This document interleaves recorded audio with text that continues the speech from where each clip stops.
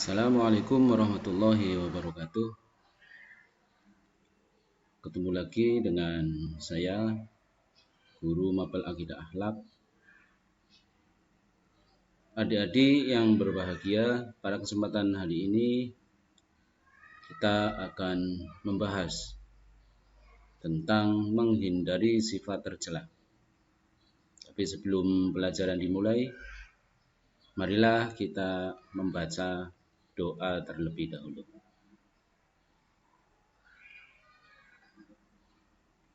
Oke, terima kasih.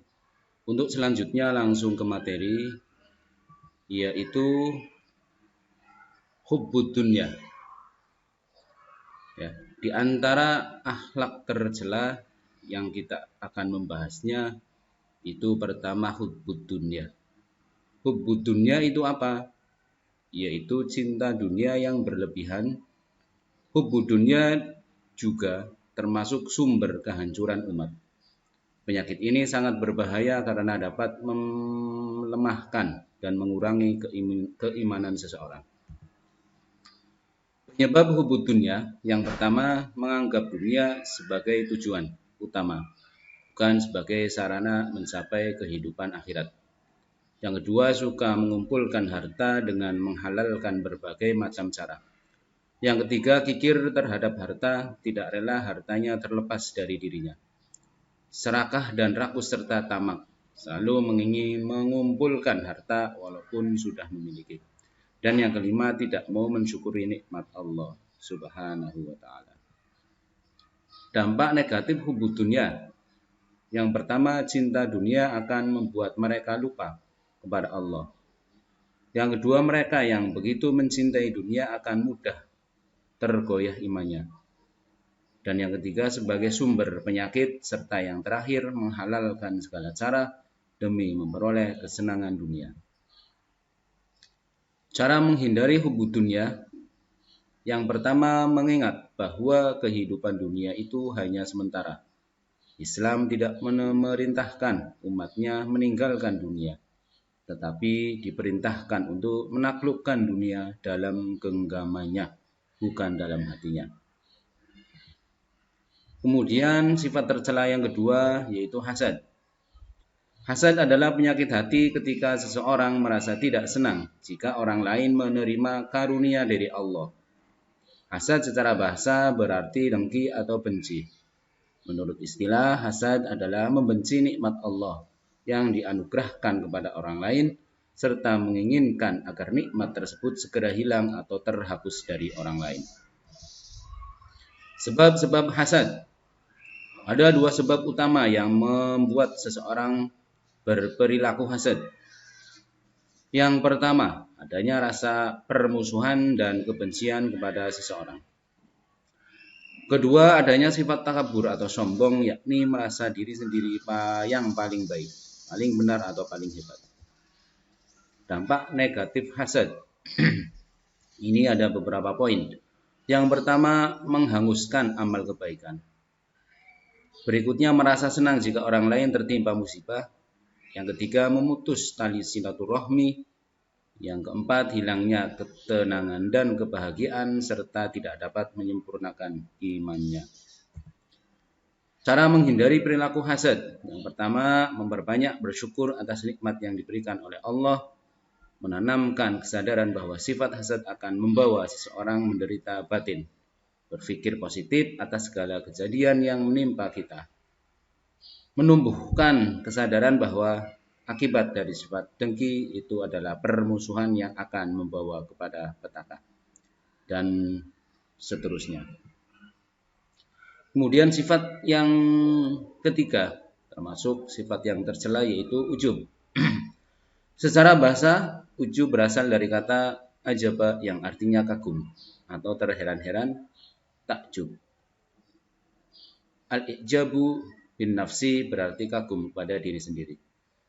Secara istilah dapat kita pahami bahwa ujub yaitu suatu sikap membanggakan diri dengan memberikan suatu penghargaan yang terlalu berlebihan kepada kemampuan dirinya sendiri.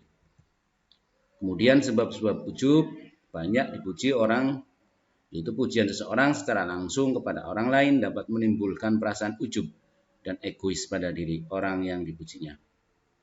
Banyak meraih kesuksesan, seseorang yang selalu sukses dalam meraih cita-cita dan usahanya akan mudah memiliki perasaan ujub. Kemudian kekuasaan. Setiap penguasa biasanya mempunyai kebebasan bertindak tanpa ada protes dari orang sekelilingnya. Dan banyak orang yang kagum dan memujinya. Dan seterusnya. Dampak negatif ujub. Ujub akan membawa ke arah kesombongan atau kibr. Karena ujub merupakan salah satu sebab timbulnya kesombongan dan hal itu memberikan pengaruh negatif yang lebih banyak. Yang berikutnya meremehkan dosa di hadapan Allah karena merasa ibadahnya sudah sempurna dan seterusnya. Cara menghindari sifat ujub yaitu selalu mengingat akan hakikat dirinya. Nyawa yang ada dalam tubuhnya semata-mata anugerah dari Allah. Andai kata Allah tiba-tiba mengambilnya, maka badannya tidak ada harganya sama sekali. Kemudian sadar akan hakikat dunia dan akhirat. Dunia adalah tempat menanam amal soleh untuk kebahagiaan kelak di akhirat dan seterusnya. Sifat yang tercela berikutnya yaitu sombong. Sombong atau takabur artinya adalah membanggakan diri sendiri. Sombong itu adalah menolak kebenaran dan meremehkan manusia. Hadis riwayat Muslim. Sombong itu merupakan anak dari ujub. Akar dari sombong itu adalah ujub. Jadi, ujub itu melahirkan sombong. Terdapat perbedaan antara ujub dengan sombong. Adapun ujub tidak memerlukan orang lain, sedangkan sombong membutuhkan orang lain sebagai pembandingnya. Sebab-sebab sombong. Yang pertama, merasa apa yang diucapkan itu benar, sehingga menganggap orang lain salah.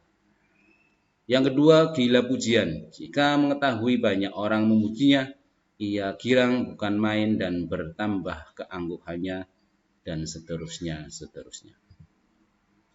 Dampak negatif sombong, yaitu menjadi penghalang masuk surga karena tidak memiliki akhlak seorang mukmin. Akhlak mukmin adalah pintu surga dan kesombongan penutup pintu surga. Yang berikutnya mendapatkan hukuman di dunia karena kesombongannya dan membuat orang lain membenci perilakunya ketika di dunia.